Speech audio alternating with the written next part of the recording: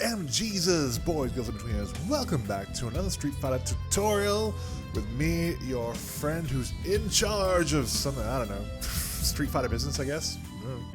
How you guys doing? Alright, so today's tutorial is something that I'm doing largely on request. I had a few people ask me about this, and I feel it's a good tutorial to cover. Although that said, it is a little bit basic. If you're the kind of person who already knows how to do your specials, how to do your moves, how to do your combos, how to do your links, all that kind of good, basic bread and butter stuff, you can probably just go ahead and skip this video because it's really designed for people who are still having trouble with kind of the basics of the basics. Having trouble with the moves, with getting combos down, and not just woofing on buttons to try and make things happen. So that's what this video is really going to be all about. So let's kick this off, let's get this underway, because I want this to be a quick video, so we have to move things along. So, first and foremost is that when you're doing all these moves that we're going to be talking about, your fireballs, your tatsus, your whatever, it's all going to be dependent on which side you're on. You're going to have a good side and a bad side. Most people have a good side and a bad side. One side which is easier to do moves from than the other. Personally, I am actually a little bit better on, it depends, mostly on this side, but sometimes a little bit better on this side for other moves. But everyone's going to have a good side and a bad side, so just find out what side is yours that's best and do it from there. And once you master moves on that side, then worry about doing them from the other side, okay? That's the first thing. Second thing is, this is a question I get asked a lot, is what's better, a pad or a stick? Because I use, in case you can't tell by all the sound effects in the background, I'm actually using a Mad Catz Tournament Edition stick. It's a TE1, not a TE2, if you want to get really specific about it. And people ask all the time because, you know, you look at the big tournament footage, you look at all the, you know, famous players like Daigo and Justin Wong and things like that, and they're all using sticks. And so that would lead one to believe that a stick is going to be better for doing moves on than a pad. And that's not necessarily true. The real answer is to whether which one is better than the other is whichever one you really prefer. Because a lot of people prefer sticks because of the way that they just allow you to have a very clean input. They allow you to have really good accuracy of what you're doing, things like that. So it's not, you know, something that people worry about too much. But that said, it does take a long time to get used to doing things on a stick. Personally, it'll take, like, I would say it takes at least a good month or so to actually get used to doing inputs on a stick. It's very weird at first, it doesn't feel natural, and it will be much harder than a pad if that's what you're used to. So if you feel like you've reached kind of the zenith of what you can do on a pad, like you feel like the pad is holding you back, it might be time to move to a stick. But if you think that a stick is going to make you magically better at the game, it is absolutely not. If anything, it'll actually make you worse to start out with before you get used to it, and then you'll just be back to where you were before. So that's the other thing to remember. Play with whatever you like. There are really good players who do play on a pad. So, you know, Snake Eyes is one, Smug is another one. They are both excellent players who both use pads. I mean, Smug uses a standard Xbox 360 pad. That thing is god-awful if you ask me. So, yeah, don't worry about it. Alright, third thing to talk about before we actually get into the moves themselves is input leniency. Now, to show you what input leniency is, I'm actually going to turn on the key display here so you can see what inputs I'm doing on the left-hand side. Now, input leniency is basically the idea that if you do, say, a fireball, which is a quarter circle forward and punch, if you look at the input display on the left-hand side of the screen, a quarter circle forward is down, down forward, and forward. If you look at those inputs, I'll do it again. We'll just, I'll press triple punch there a little bit so you can have a nice sort of clear idea of where the move starts. If I do the fireball, I did down, down forward, punch, and then up forward. And the move still came out. Why did the move still come out? Because of a system called input leniency.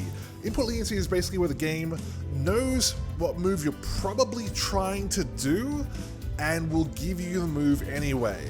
And that's really important because that means you can basically fuck up a move to a certain extent and it will still go, okay, I can see you're probably trying to do your fireball here, you're probably trying to do your DP, and I'm going to let you have it.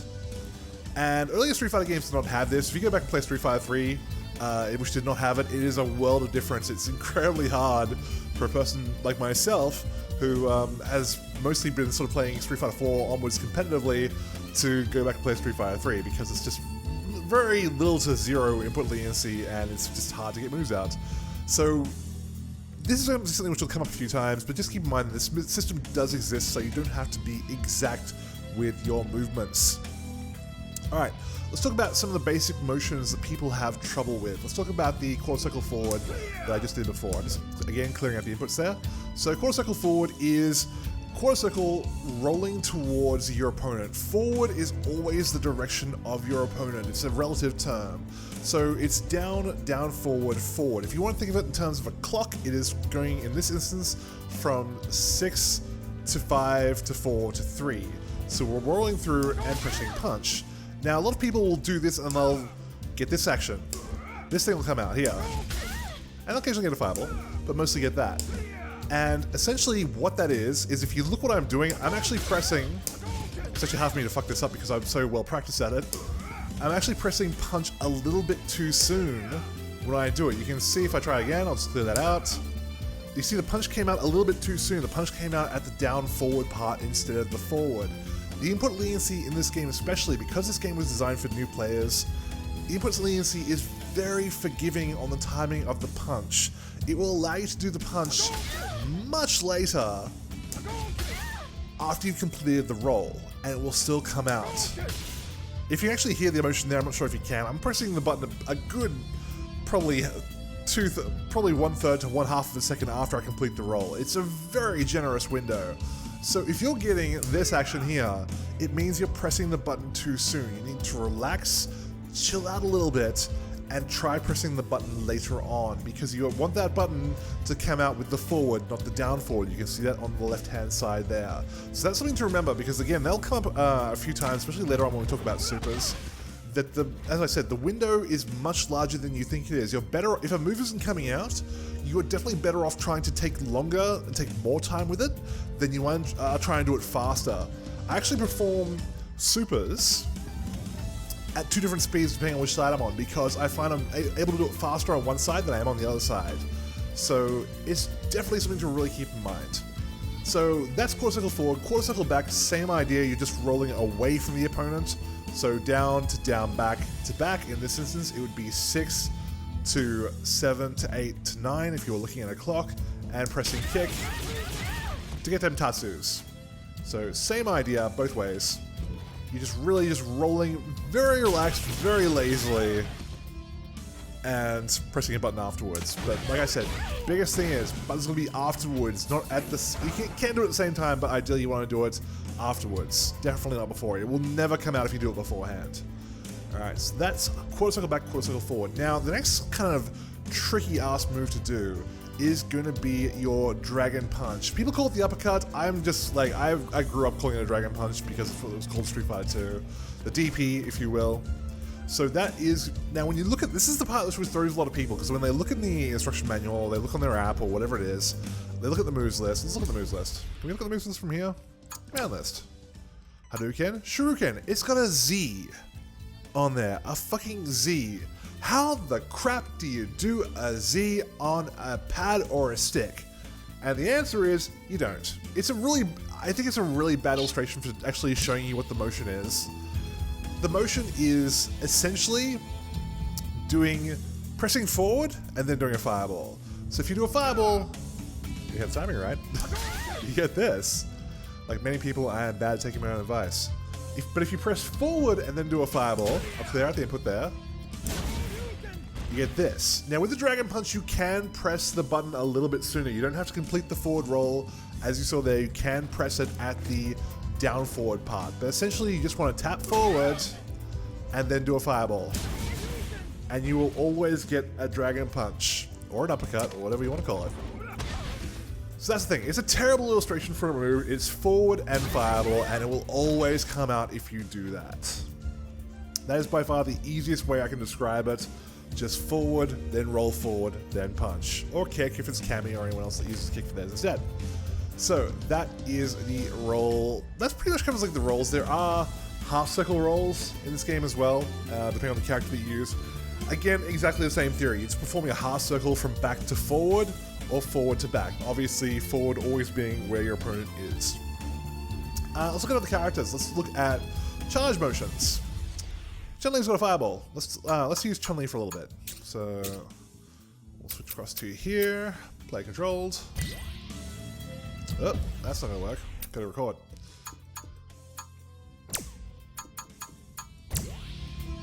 Alright, so something has a fireball.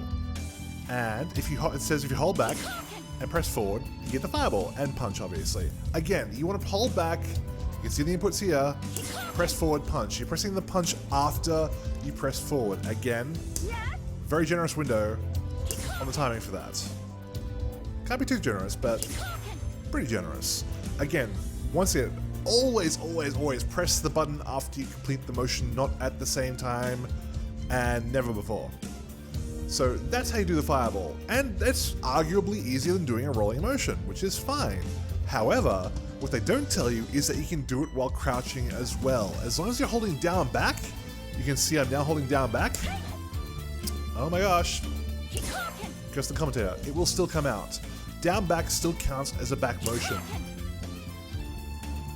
So that's just something very important to remember when you're playing charged characters, that you never really want to just hold back because you'll just walk backwards or you'll block by proximity if they're throwing out moves.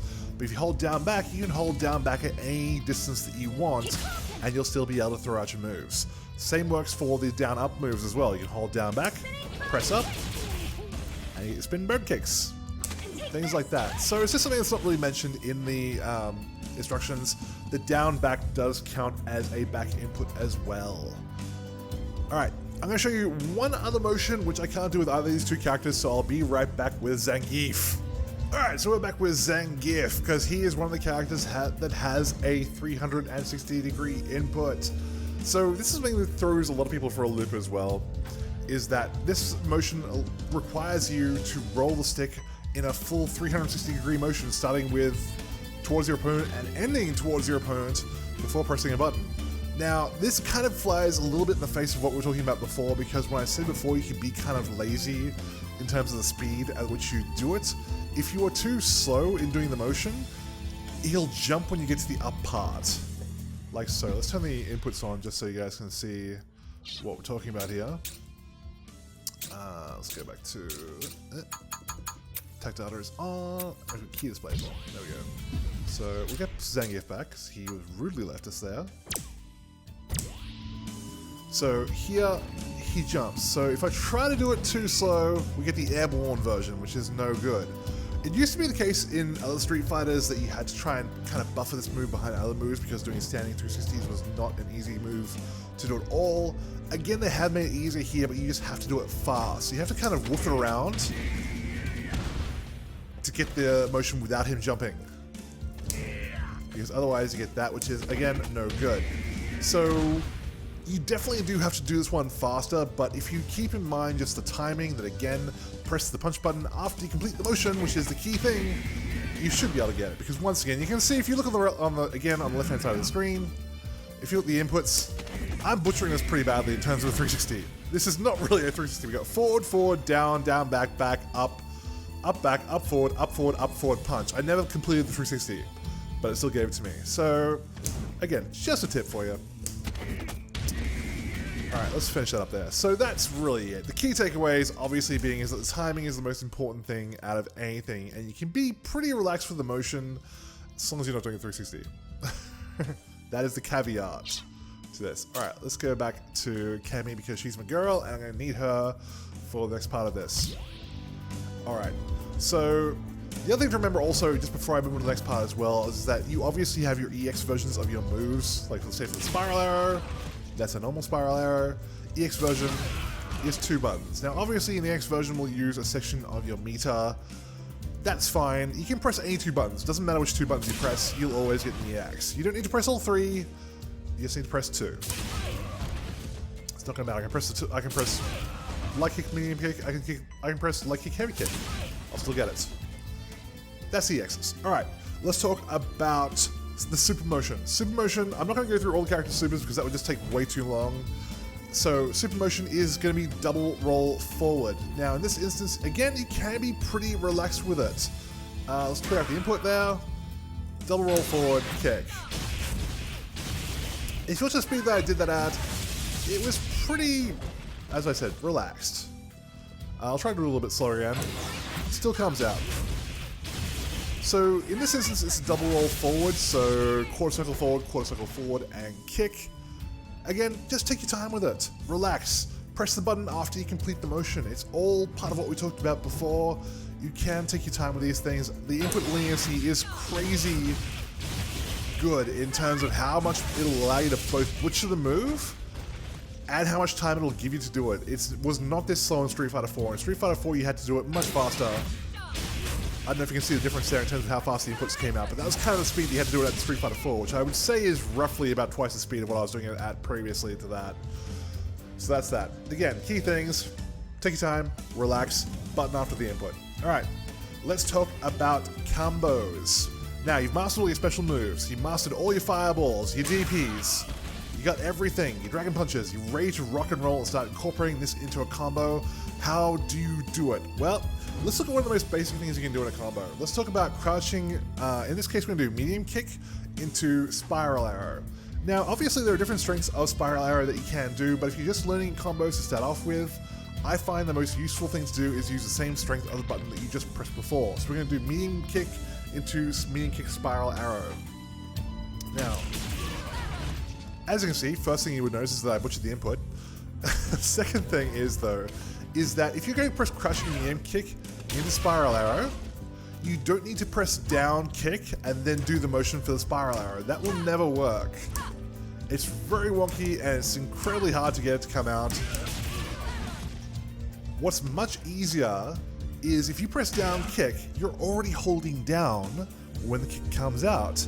That down will still count for the motion into the spiral arrow. Watch. I'm holding down here. I will not let go of down between the kick that I just pressed and the spiral arrow I just did. I was still holding down the entire time. I just rolled forward. So you can use the down motion for both the down kick and the spiral arrow, which saves you both time and messing around with inputs. It's really good, and a lot of people don't realize you don't have to press down twice for doing two separate moves. It will buffer the input over one move into another, which is really, really good. So again, works with any move, doesn't matter what it is. If you have to hold forward, if we're doing these, it still works.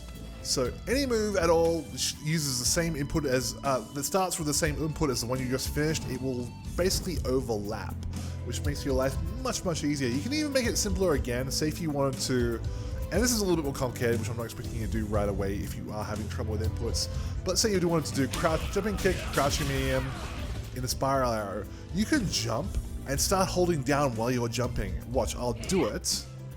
I'll start holding down during the jump because a jumping kick doesn't care if you're holding down during a jumping kick, it's still going to come out as a jumping kick, but you can use that for your crouching medium kick and your spiral arrow. Genius! You just used one down motion for 3 moves! How good is that? Makes your life much easier, trust me. Alright, that is that for basically how to do a basic way for combining one move into another. Obviously, you don't want to mash the button either. I know the temptation is there to do this and go to this and that's A, is not going to help you in the long run, and B, it's going to interfere with some stuff that I am about to show you when we get to linking. Last thing to remember is that if you are doing the crouching medium kick into spiral arrow, I did mention this on a previous video, but it will only cause the spiral arrow to come out if it actually connects. Now, connecting can be a hit or a block, so you have to be careful, but if I do the motion, kick's not coming out, the spiral arrow rather, is not coming out, but if I touch, or touch properly, there we go, it comes out. So that's just, again, something to remember when you are doing this motion, that if it misses completely, you won't get the second move, which is also good, because you don't want to be throwing out moves into nothing.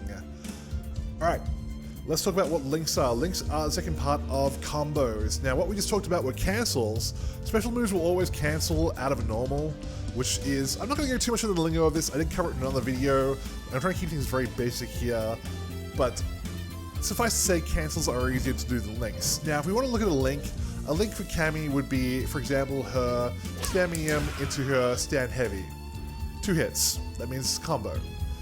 Difference being here is that one move finishes completely before the next one starts. Now, again, I don't want to go too much into detail on this, but it basically means that in this instance there is a very narrow window for being able to time one move to come out of the other. If we set Zangief to block after the first attack, which means he will always block unless he's caught in a combo, we can find where the block settings are. Come on. Oh, here it is. There we go. we go guard state and say after first attack, right, we do 1, 2, or 1, 2, that's 2 hits, but if we do it slower, he blocks it. So there is a narrow window for doing your links. Now, the thing to remember about Street Fighter V is that there is always a minimum window for which you can input a button. Again, I don't want to go too much into the technicalities of this, but what it essentially means is that it'll give you, again, a little bit of leniency on the timing of the second hit. You can make this easier for yourself by doing a double tap on the button. Now, you can do it by rolling 2 fingers over the button. As you can see there, I got 2 medium punches there, or you can just double tap with the 1 finger. I prefer to double tap with the 1 finger. It was something that doesn't really work in previous Street Fighters, but because this game has an input leniency built into its combos, you can just double tap with the 1 finger and it will pretty much always come out. In this instance, Cammy's standing medium punch into standing heavy punch is a 3-frame window link, which is the smallest window that there is. But if I double tap, it always comes out regardless. I triple tap there, which is double tap.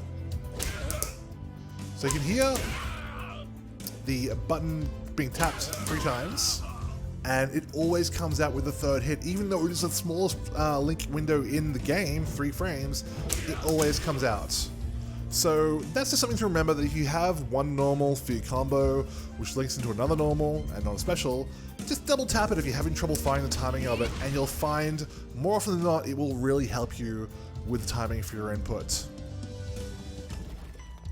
Alright, that's going to be that for that. Now, you can put all these things together by doing a link into a cancel. So we're going to do linking standing medium and standing heavy, which will cancel then into cannon spike, which looks like that.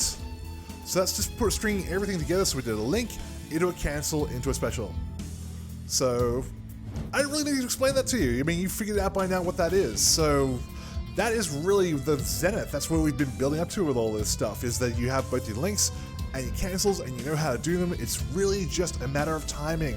The input itself doesn't matter all that much. It's just once you figure out the timing, life becomes so much easier. It's ridiculous, and you will be buddying scrubs like the best of them, which is not me because I'm not the best of them. Alright, that is it for this video, guys. Thank you very much. I hope this was informative for you. I hope that it helped. If you have any questions about what I've shown you today, please leave a comment below. Finally, there's some other stuff. If you like these videos, there will definitely be more of them on the way. There's still other things I want to talk about with Street Fighter V and helping you guys learn how to get into the game. If you like this content, I also have videos with Justin Wong. He is one of the best players on the goddamn planet of any fighting game, not even Street Fighter, Marvel, Tekken, anything else you can probably think of. Justin Wong is a veritable god at them, and I have been paying him mucho dinero to be able to train with him, and I'm posting those videos online for free, so you guys can hopefully try and learn something from him as well.